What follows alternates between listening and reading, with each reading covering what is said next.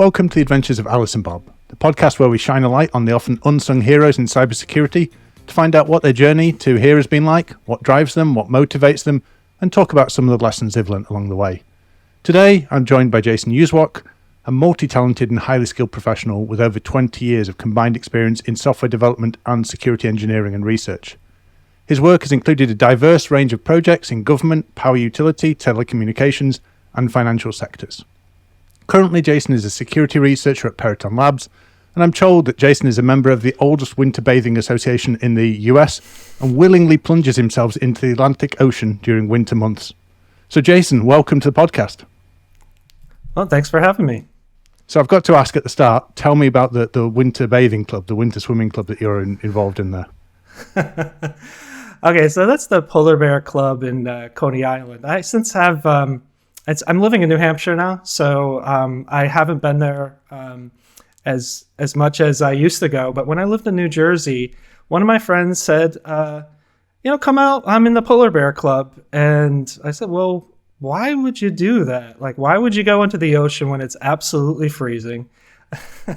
And the day I went out to watch him go, it must have been like 70 degrees outside.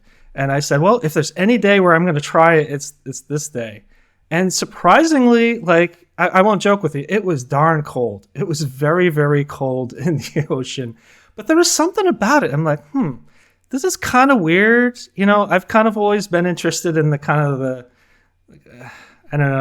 the underground type of things, the not so mainstream, right? And Polar Bear Club is, so a lot of people know the New Year swim, which happens every January, and it gets thousands of people. What a lot of people don't know is the Polar Bear Club goes every weekend.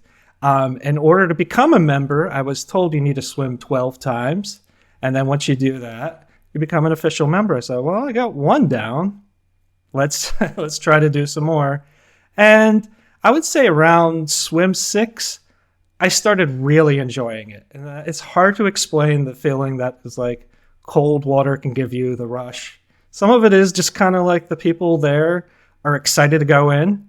And I don't know, it's kind of like the jump off a bridge if everyone else was doing it thing. You get kind of swept up into yeah, let's do this, let's go. So that's fantastic. I think that's a great example of pushing the limits there. So, yeah, well done you, because I'm not sure I'd be jumping in the Atlantic Ocean between November and April. So well done for becoming a member of that prestigious club there. And well done to everyone else in Coney Island who also gets involved in that. That's very impressive.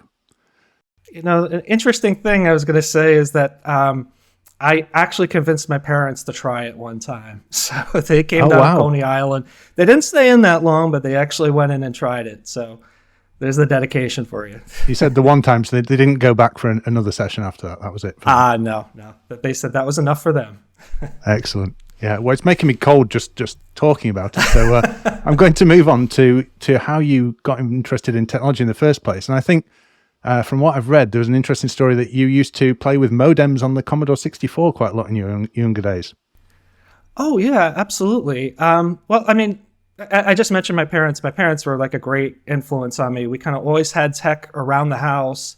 I remember playing with this toy. I'm not sure if you had it over there in England, but there's this toy called Big Track where you could program it. I'm aware of it. And it would go forward and it would turn. And I just absolutely love that. Now, I can't remember if I got into computers before or after that, but it's very linked together. I was really not good at sports. And my father tried to take me to just about every sport, and it didn't work out so well. I was horrible at it. But one thing he did take me to was a class for kids on computing. That was in the Apple II. I had to mention that first before getting the Commodore 64, because and that was BASIC and Logo, and it was specifically for kids. And I absolutely ate it up. I loved it. I don't know, just making the turtle go on the screen, seeing something that you could do, telling it like repetitions of what to do. It looked like spirograph. I don't know. I mean, to me, like, I guess that's kind of why I bring it up, is because I've always seen like tech as fun. I've always seen kind of like the fun side of it. Around the time the Atari 2600 was out, I loved playing games on that. And then kind of Commodore 64 came along. For one holiday, we got a modem. And boy, I must have been about 12 years old there. I immediately started finding local dial-up BBSs. Now, this is kind of going way back before, well, I mean, internet was around, but I don't know if people haven't experienced it. It's kind of a different thing. I mean, we take for granted now that you can communicate with anyone around the world on these message forums, but this is kind of like local message forum where only a few people like who actually had modems like got into it. And I think I stumbled across things like hacking and phreaking. I was like, wow, this is interesting. And I think one of the things that I think I had mentioned was like back then,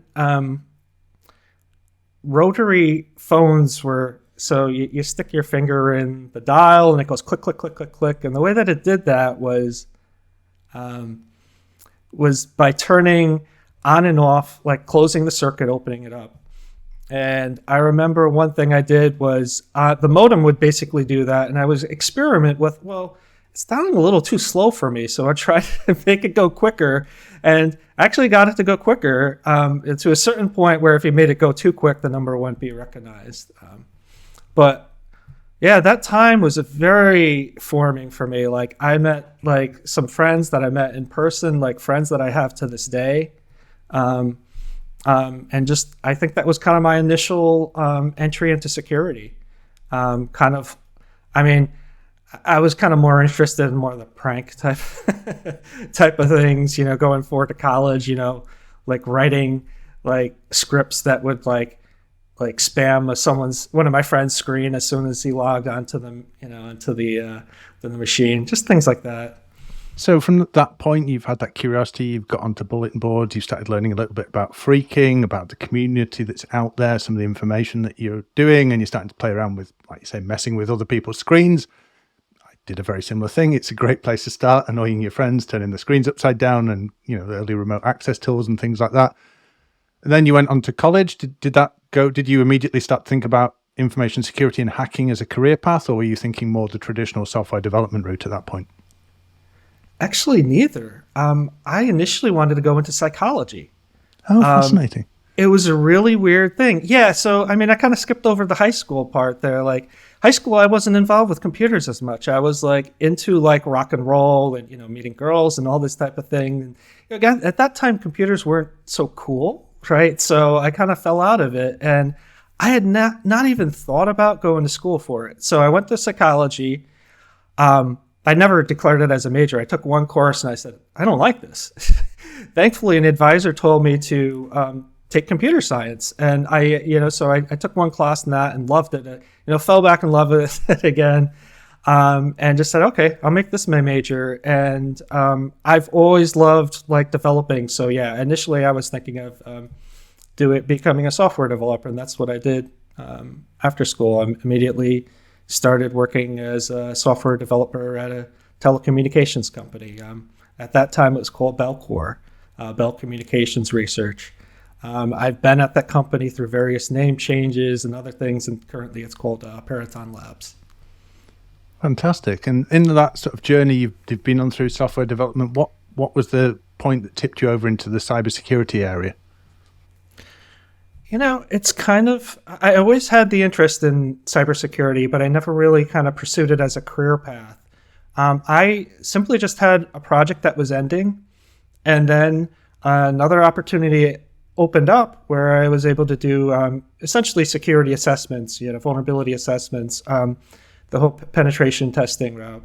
And initially it was a bit of a struggle for me because I said, well, I find this very interesting, but one of my key things I love doing is building things. I love development and such. So I initially got into it, and it was heavy on the penetration side. And I get into some of that, but eventually it grew into kind of this combined effort where I'm now able to build tools and also do security-related research. So it's sort of slow transition in as you shifted your skills across. You just became involved in more security projects, still using your coding skills, but really that focus was shifted onto security there. Yeah. I mean, so initially, I would say about half my career actually was probably in the software development, and I was working, as I mentioned, like in telecommunications. We had a very strict software methodology, like ISO 9000, basically going through this whole like. I remember it was very interesting. We would have to go through code reviews, but we would actually print them out, go through them line by line, right, in a meeting. And, some people, I can't remember when I've done that, since, especially with like security engineers, people that weren't really into like coding there. But I think that really gave me kind of the discipline of being good software developer.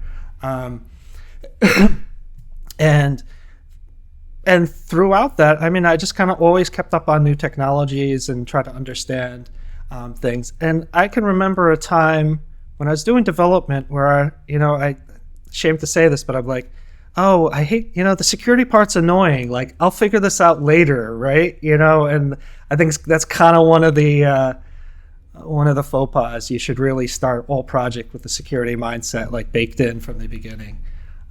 But yeah, at one point, just an opportunity opened up, and I started going on site to various customers and doing penetration tests. Well, I would say vulnerability assessments more so. We would go out and I would consider it more like white box, right? They give us like usernames and passwords, or like, we're told that it's not like completely starting from scratch outside trying to fish your way in or whatever. Most of the time it was specific like web applications or networks that we're trying to basically find vulnerabilities and report it. I think my initial take on psychology was to like help people. I just kind of have that in my nature. Like, I like teaching. I like, I like offering assistance where people can use it. And I definitely felt that the vulnerability assessments really scratched that itch. I mean, some of it was, I just saw it as a way of like, well, like, I've been on the development side. I kind of know what can go wrong. I know what it's like to have people come to you and point out, here's a bug in your program. So like kind of having that kind of nuance to talk to people, especially when you got to the developer level, being able to say, hey, this is the problem in your code, and let me help you try to figure it out, and so on. Yeah, I think that's really important, that empathy and understanding both sides, because like you say, in your career at one point you were thinking security was just something that potentially got in the way of you delivering a project or working on something. It was just one of those things you had to do, and the hassle of, well, not that anyone does it anymore, apart from perhaps Elon Musk, of printing off lines of code to review and things like that, was maybe slowing the flow. So being able to come at it from I've been there, I've been in your chair, and I know what challenges you're facing, but here's why security is important, and use that empathy and your interest there in educating people. I've got to actually ask, because one of the things you triggered in me when you were talking about your early days with Commodores and modems and Apple IIs was the film War Games, which, for a lot of people of your age was probably quite a formative thing of what they thought cybersecurity was all about and hacking. Was that kind of at one point your expectation of what the industry would be like?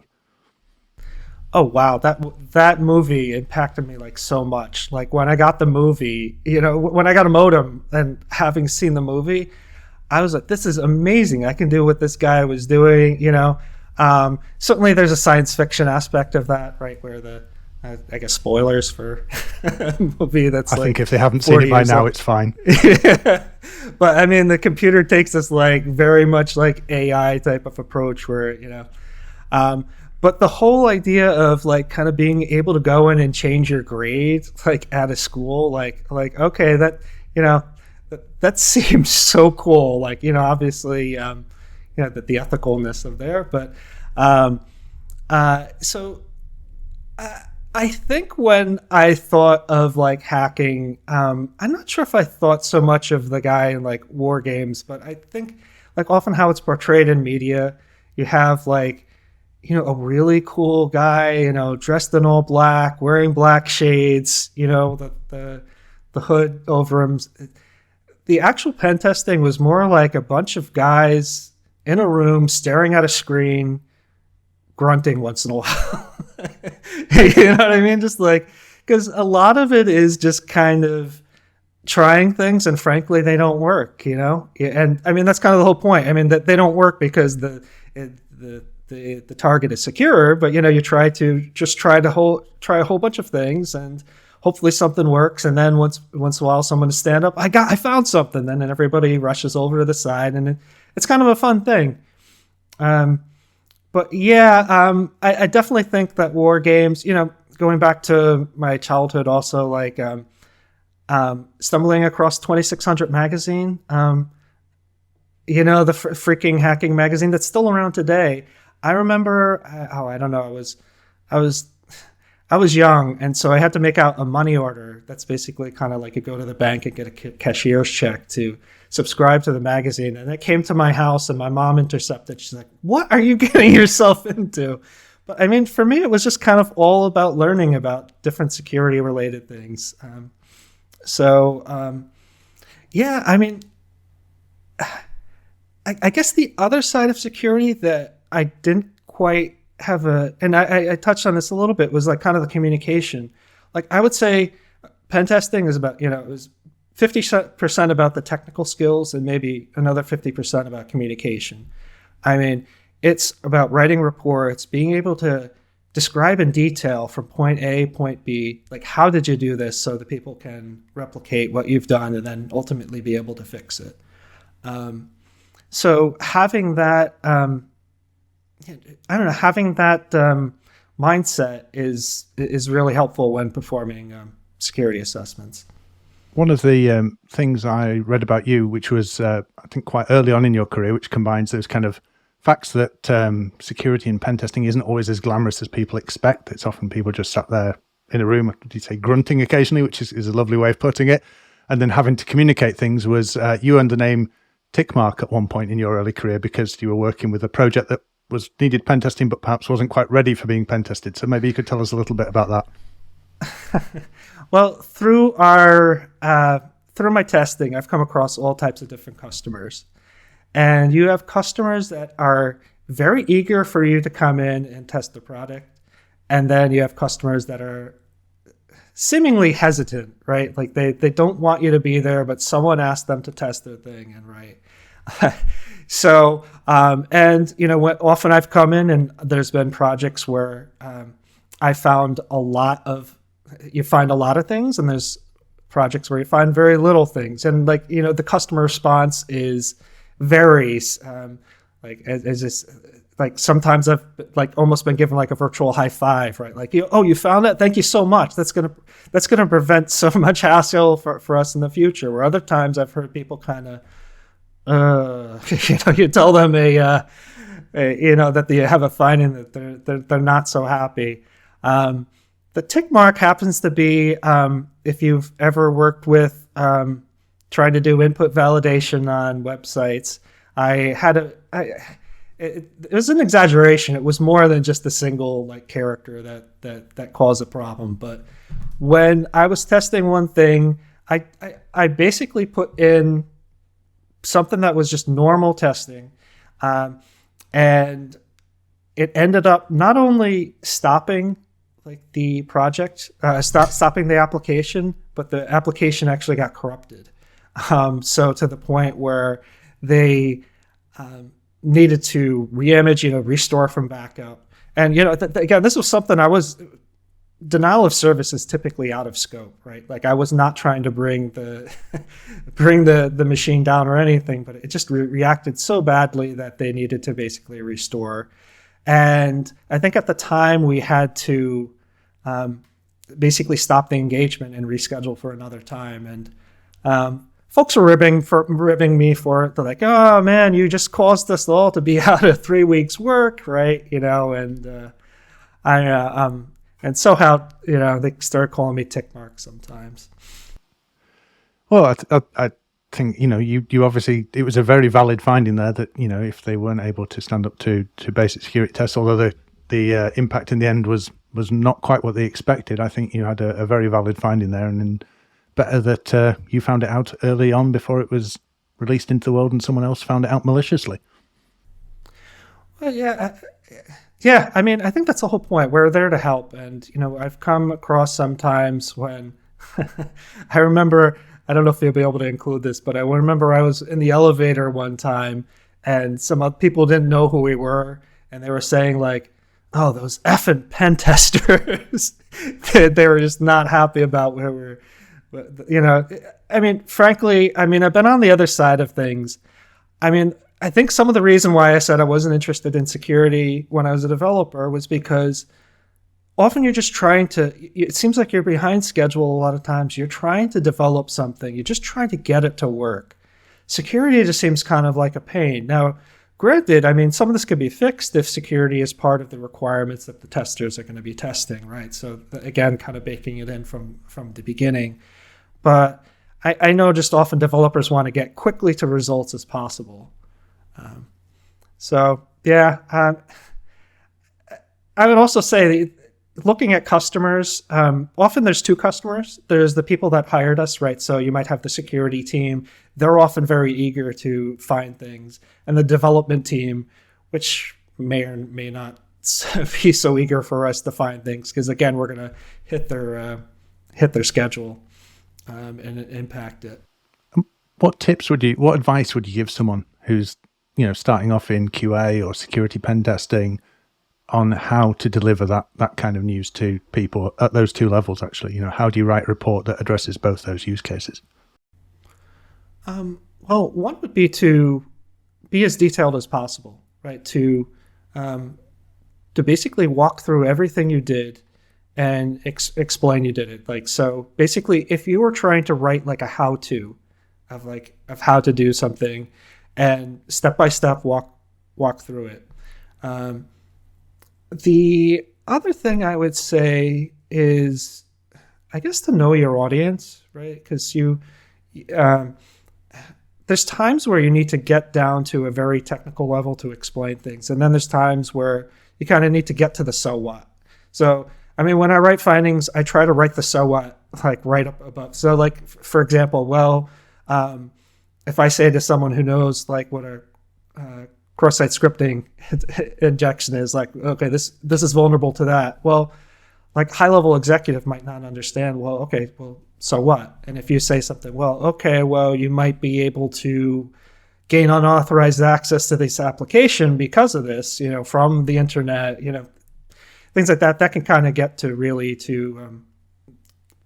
that makes kind of more of the impact there to people like thinking from a higher level.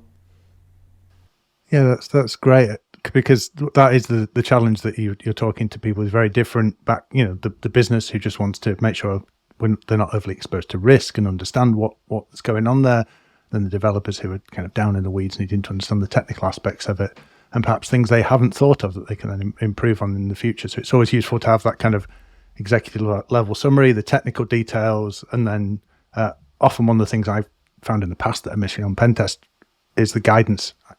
What could have prevented this happening? Where should the team have looked to fix this, or what resources should they go and look at to understand these problems better? So that's really good.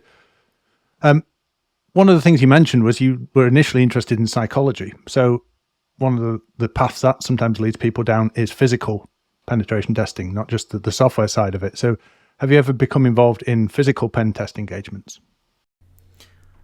Yeah, I would say a very limited amount, right? Like my focus has been primarily on the technical side, but boy, oh boy, I would say that was some of the most challenging.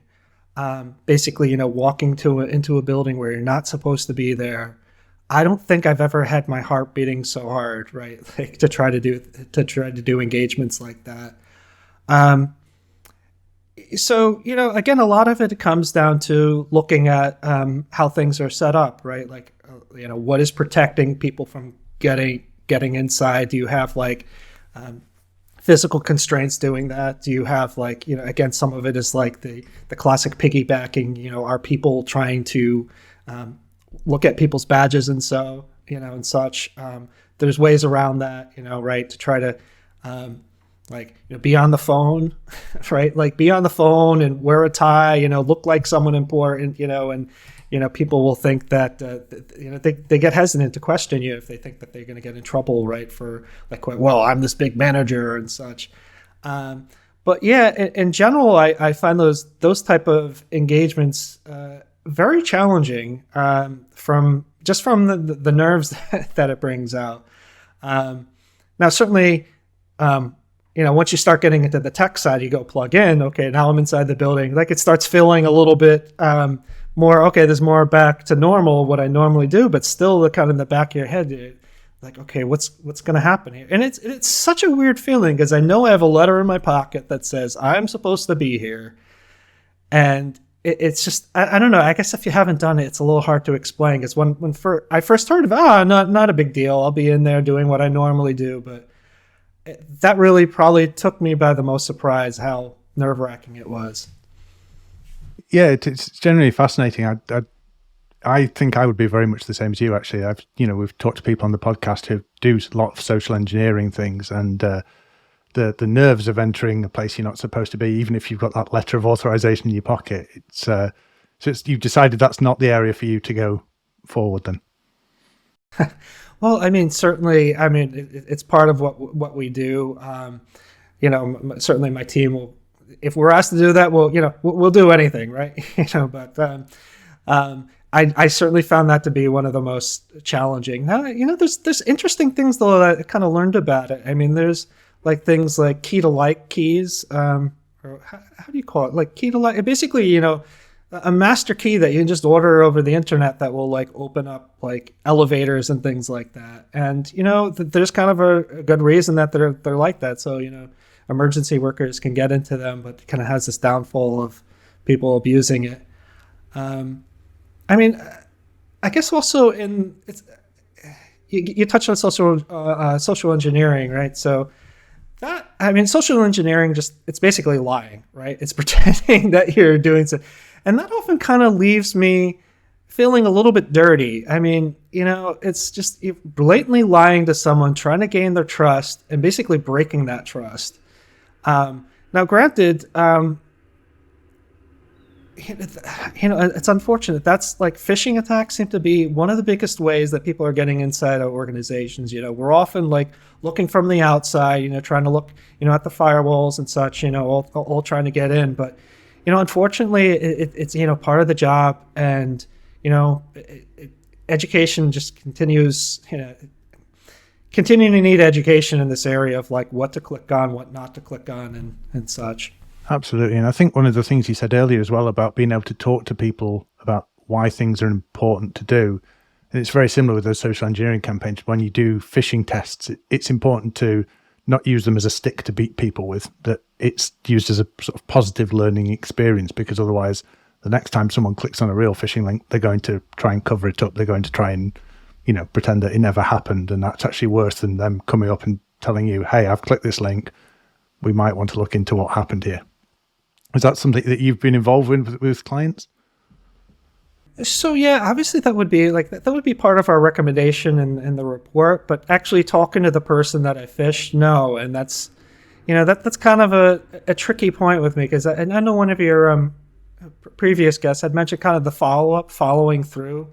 Like I kind of just like wonder, like how did that person react or whatever, how did, and, just there's like a little bit of me that wants to say sorry, right? But it's kind of like, part of the job to try, to go through that. I think people also with phishing take it a lot more like personal, like, okay, it was me, that fell for this, right? And, that's not my job to make someone feel bad. And, it's not to point out a criticality in a person. It's just kind of the learning process, right? I would say the same thing with more technical findings as well. It's not to point out that this developer did something wrong, right? It's more so like, how can we improve this process, And so one part that I can mention is that as I've grown through like being penetration tester, some of the assessments have included like code reviews. So it's not only just hammering away at the application, is taking a look at the code and then identifying the exact area in the code where the problem occurred. And that to me is like so much more satisfying, able to kind of really follow through and talk to the developer, here, you want to replace this with that. And the kind of that combined like assessment, doing penetration testing along with the code review, kind of like the penetration test might like highlight a particular area where we need to look in, where then we can look at the code and start trying to identify other areas where in other parts of the application, then go back to the pen test and try to verify the results, see if we can have any findings. Yeah, so it's a lot more satisfying when you get to close the loop rather than just throwing it over the fence and saying, here's all the things we found that don't work or are vulnerable within this application. Actually being able to work with them to proactively remediate those things is a lot more satisfying, you find. Yeah, I mean, sometimes we get called up to do like follow-up testing, but a lot of times, that kind of give the report and then hopefully they fix it, right? Kind of that like I'm done, I'm out of here, next penetration test. That's one of the challenging sometimes, But I do definitely like appreciate when you can kind of see things fixed and like go in and test it again.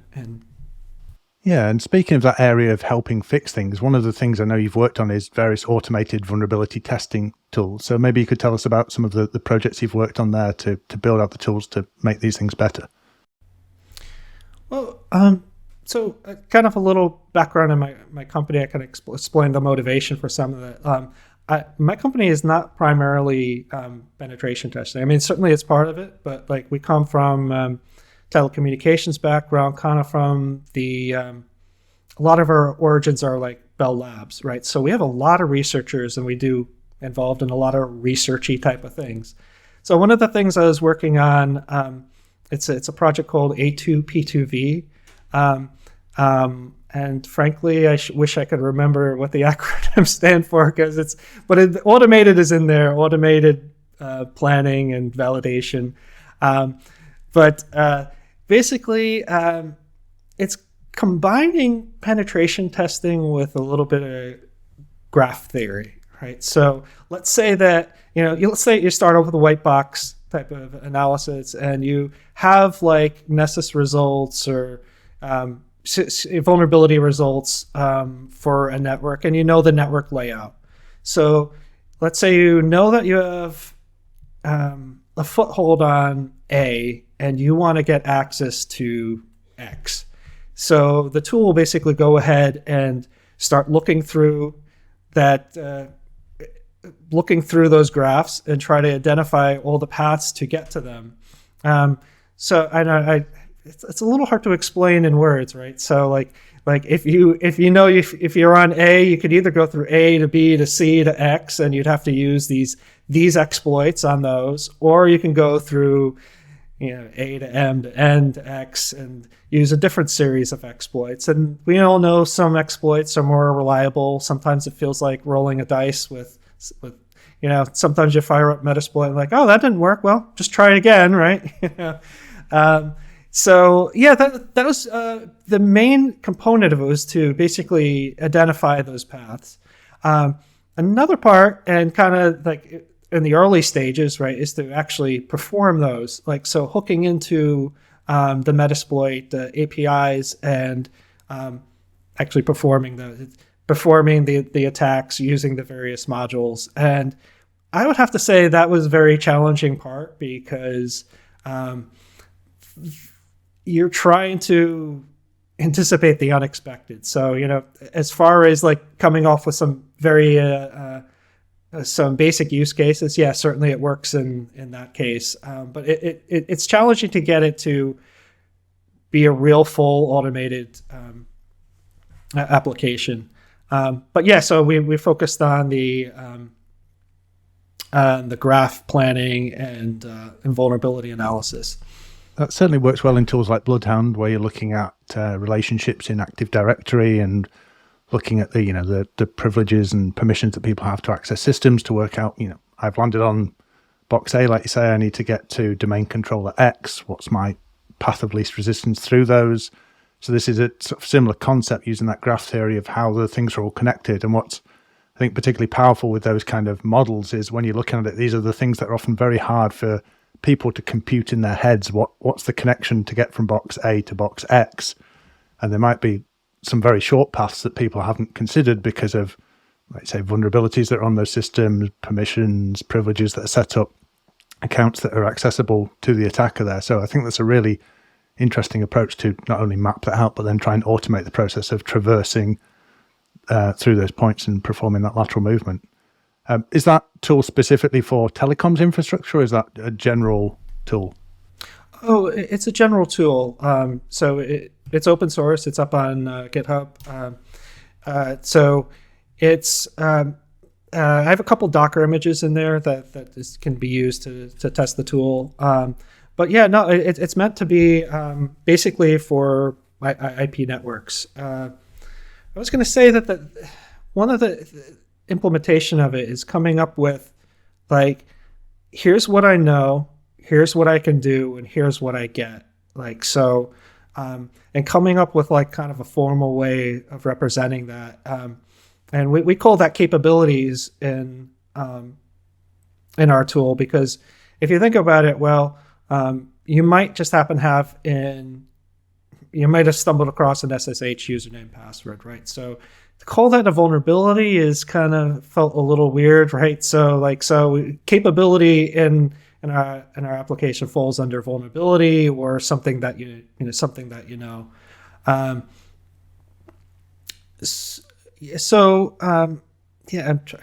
it's been a while since I've looked at some of the terminology in there, but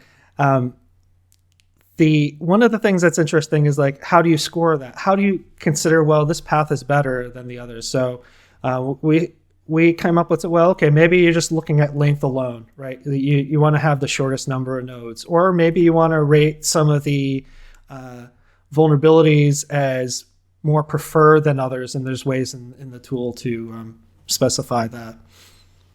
Yeah, so you can consider if you're trying to do it the quietest way possible, if you're trying to just use valid credentials rather than exploits, perhaps, to traverse as far as possible to generate the least suspicious noise that's out there. So I think it's a really fascinating project and thing to look into. Certainly, I'd urge anyone to go and have a look, especially if it's up on GitHub, to have a look at. One of the other tools I'd seen that you'd been involved in was Vulnervan. So maybe you could tell us a little bit about that one, because that sounds like actually a really useful tool for people who want to get some experience in this area without necessarily having to have all the infrastructure spun up and available for testing. Well, unfortunately, that one is not up on GitHub, but that comes from trying to address a problem of, so we're trying to address something pretty big, right, to try to tackle a problem. Say you define a attack chain using the MITRE ATT&CK framework, and then want to instantiate a series of boxes that you can realize that on. So let me maybe give an example. Say that you want to have someone perform a remote code execution exploit, right? And then get on a machine, and then from there pivot using known SSH credentials or so on. Basically, to do that by hand, it takes a while. I mean, you can always set that up, right? You can create VMs and such. This uses some of what we have inside of our. It's a tool called Cybervan, which is basically similar to AWS. Basically a testbed, but it leverages that to basically determine which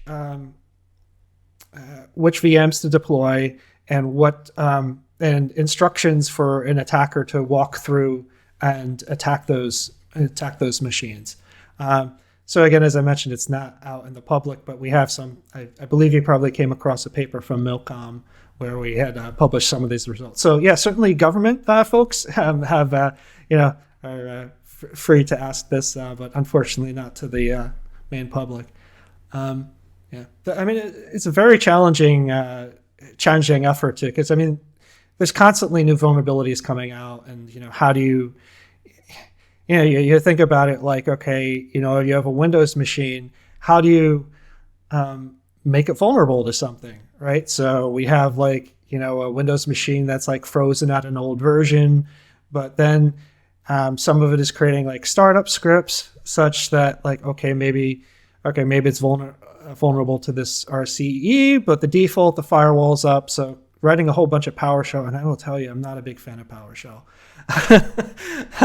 Just a very difficult language, but things like that to drop the firewall, configure it, and such. Yeah, well, that can often be, like you say, it's that you want to run a few lines of code to test an exploit, but then all the setup of the infrastructure around it, all the test bed environment, all that kind of thing can, like you say, take far longer. And I know I've spent many, a happy/unhappy hour myself in PowerShell trying to script these things to configure an image exactly how I want it to be, so I can go and do some testing on. So I can relate to those challenges there. With the that sort of testing and going out there, do you get involved in any capture the flag type competitions? Oh yeah, I love capture the flag. I mean, personally, not through my office. Actually, one time we did compete in some. I think it was OpenCTF, but yeah, I absolutely. I think well, first of all, what is a capture the flag? It's like where people often. It comes from I don't know. It's kind of like puzzles for security-minded folks, and some of the puzzles end up being very, I guess I would say, esoteric. You would never find this out in the field, but it's still fun anyways. Like there's very strange languages out there. Like what is it? Like white space. Have you ever heard of the white space? So instead of like normal characters, like, define, function, and such, the only characters that are allowed in the language are like space and tab, right? And somehow you're able to make, so you get a file that's like blank, right? And it's runnable. But I don't know if I came across that in any capture the flags. But yeah, so ones that I've often done are, there's one every year around Advent called HackVent, and it's put out by some folks in Switzerland. That's a lot of fun, very challenging, and they also put one out around Easter time. Was that called Hacky Easter? But just in general, and sometimes some of these are different. Some of the capture the flags you kind of work by yourself, but some people kind of share information and just kind of joining the chats and trying to learn what people have done and such. I'm trying to think if there's I think a lot of what I've done the first time, I think I might have done in capture the flags. Like there was one that was basically ended up being a machine learning problem, and it was like, I think one of the first times I coded up a machine learning solution, I think I used like one of the Python libraries to do so, but it was, it's kind of cool. It's like, it's, I see capture the flags as one of the best ways to learn and try new things. Yeah. It broadens your skill set out, sharpens up some new areas that you perhaps hadn't looked at before, and have some fun along the way. Yeah. For folks just getting into it, I think, what is it called? Like Learn CTF. Are you familiar with? There's like Learn CTF. I'm not sure if that's the website, but there's one website that has like a whole bunch of like kind of challenges that ramp up. Because I think my initial feeling is like, okay, well, I don't, this stuff is going to be way too complicated. And some of it can be really complicated. You don't even know where to start. And, you will fail at some of these challenges, but some of it is just to try to learn as much as you can. And then you can read write-ups and get into them. A lot of CTFs kind of break things down into different areas nowadays. Like you have the crypto challenges, you have the pwn challenges. And again, some of this technology for those kind of not in the know, what pwn, what is that? Well, typically it means like code execution, remote code execution, or local code execution, like buffer overflows, things like that. What are some other ones? There's often web, cloud. There's different areas. There's quite a few open source intelligence things as well. Just, you're tasked with finding out information from public online sources, which I think is a really nice, if you're thinking of cybersecurity, but perhaps you don't have a background in programming, or, you couldn't write a buffer overflow, perhaps. You can certainly use Google, DuckDuckGo, the online resources data that's out there, and just get started in some of these challenges and get involved in the community more. Yeah, one of the ones I came across at OSI was it gave a picture of a street and said, "Where is this?" And just like, okay, and that's an interesting thing. It's like, okay, well, how would you approach that? Like from like a technical point of view, you might look at the metadata and if the picture has any, you might try to look at like some of the stores in the picture, right, and try to Google them and such. So that's one that I've seen kind of happening, occurring more on Capture the Flags, recently than before. Yeah, I think there's an online game that actually you can compete as teams to do the similar thing where it shows you a picture from somewhere in the world and it's, the quickest to get it and within a certain radius of the point on the map. So people are competing semi-professionally online in competitions to do those things now. I think it's a really nice way just to get your brain working and thinking in different ways about solving these problems. So aside from Capture the Flag, which is obviously a great way to get involved in the community, what would be your advice to someone wanting to become involved in the security industry? Well, there's a lot, right? So I guess it all depends on what the person wants to do, right? If they are interested in penetration testing, to try to study as much as you can about penetration testing, right? So look, there's books, videos, websites. But I think, for me, coming from the development background, I come very much like, I think it's very good to learn programming, learn how to develop a website, learn C, learn Python, learn a few different languages to get a feel like what does it mean to have an interpreted language. Now, I don't know, I guess if you're interested in like learning like how to find new vulnerabilities, like, I would say that kind of falls out of like, not exactly pen testing, because on a pen test, often we're not trying to find like 0 days, right? But I find that super interesting to like try to find a remote code execution thing. So learning C, learning how stacks work, learning various protections that are used, like canaries and ASLR, such, and how to defeat modern ones. Again, probably not useful on your average day pen test. You're not going to have time to do that. But I don't know. I guess it all depends on what you want to learn, and like, because you can become an expert like in web development. You can become an expert in like network assessment. For me, I've kind of been in my toes dipped in every area, right? So like,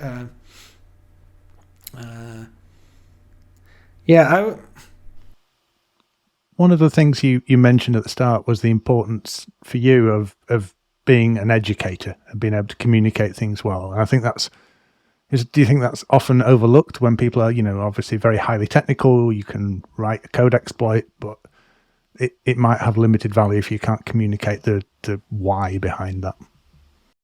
Well, yeah, I was saying that the technical skills are like half of it, and the other half is like communication. And written skills are very good. So I definitely recommend kind of like building up on written skills. If you have anything that's out like in the web, whatever, go ahead and try to document as much as you can.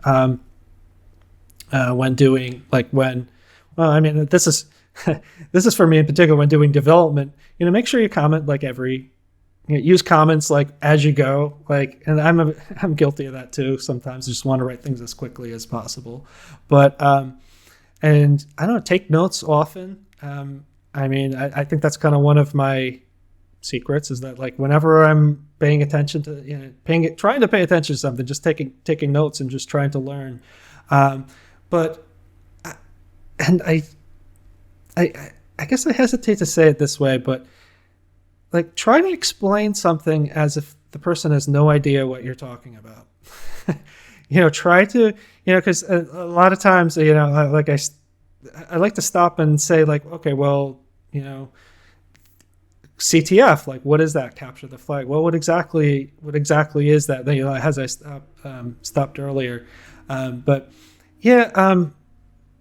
so when it comes down to writing, also to keep a consistent style. Like to, I guess what I'm saying is like like in general, we write everything in past tense because it's something that we did rather than you say you can do. Well, they might have fixed the problem. So like, so at that point during the test, they talk about that it's past tense. So we're nearly at the end of our time here today, unfortunately, but a couple of last questions for you, if that's all right. First one is, if there's one myth you could debunk in the cybersecurity industry, what would it be? I would say that product X fixes my problem. And you can substitute whatever there. So we have a firewall, so nobody can get in. Well, okay, that doesn't protect against phishing and such. We have an intrusion detection system, so we can detect all kinds of people coming in. Well, what happens about TLS connections? So like often the IDS doesn't have view into that, right? So so if it's not able to see the encrypted traffic. So yeah, I would say those that too much focus on one, and I still hear it sometimes today. So no, I think that's really good advice. And careful what I say here, as I work for a software vendor, but yeah, often vendors do make the claim that they can fix everything, and it's the saying that if all you've got is a hammer, everything looks like a nail. Well, actually, in reality, you need a diverse set of things. And cybersecurity isn't just a box you can buy, a thing you can deploy. It is a continuous journey that you're on. So even if this thing you bought stops threat X today, what's about the next thing? What about the next thing? And so on. So yeah, I think that's really good advice, not to just have that reliance on one product, one vendor, one thing you think you're doing right. Just constantly be learning. If you could go back in time and do anything differently, is there anything you'd have changed there? That's a big question, isn't it? Like, everything that I've done has gotten me to the point where I am today, and there's a lot of things I like about it. So I'd be hesitant to change things like that. But I don't know, when I think about maybe schooling, I might have been a little bit more into like looking to go to a tech school. I went to a state university. It was great education, but maybe it might have been a different opportunity going there. But I mean, as I see it, like my school got to me, to my career, got to me where I am now. So, who knows what life would be like then. I guess if I had to focus on anything, it would have been kind of maybe being more involved with different groups, like during school, because I think being part of community is essential just in whatever you're interested in. And I had friends certainly, but as far as like tech groups on campus, things like that, the ACM, such like that, it would have been helpful to be into things like that. That's lovely advice. And if is there anything you want to say before we wrap this up? Is there anything you want to put out into the world, or tell us about what you're working on at the moment? Well, I got a question for you actually. Being that it's called Alice and Bob, what's your favorite type of cryptography? Oh, favorite type. See, I like the history of cryptography quite a lot. So things like Caesar cipher, which I always use as an example when I go into schools and do STEM, so science, technology, engineering, and maths ambassador stuff, which I'm involved in. I like to go and talk to the thing about Caesar ciphers, very basic things that they can learn how to do these things. And the fact that, this was literally codes were tattooed onto people and sent as messengers across from Rome and things like that. It's not the most pleasant thing to happen to someone, but I think, often people just assume that cryptography and all this stuff is some brand new thing, but people have been keeping secrets for hundreds, if not thousands of years using different forms of it. So I like to go back to those really historic examples and say, this isn't a new thing. This is something that has been happening for a very long time. That's really interesting. Yeah. Myself, I mean, it's the next step beyond Caesar cipher is the substitution cipher. So when I was a kid, I would always solve those like cryptograms that they would have in the newspaper and try to break the code. And I felt like, I'm such a code breaker, right? Absolutely. No, that's fantastic. And where can people find you if they want to find you, your company, or your work? So my company is PeratonLabs.com. You can find me, my personal is, GitHub, VeganJ, VeganJay. And you can find me on Twitter, VeganJ. That's great. Well, thank you very much for joining us today. It's been really fascinating to hear about your journey from starting off looking at doing psychology right through to all kinds of different research and pen testing and things. We didn't manage to get on to your smart grid research, so hopefully we'll have you back on at some point to talk about that. But thank you very much for joining us today. And that's the end of our adventure today. So thanks to Jason for being a fantastic guest. Thanks as always to our super producer Ben and the team at Beyond Trust who make this podcast possible. I'm James Maud, and this has been the adventures of Alice and Bob.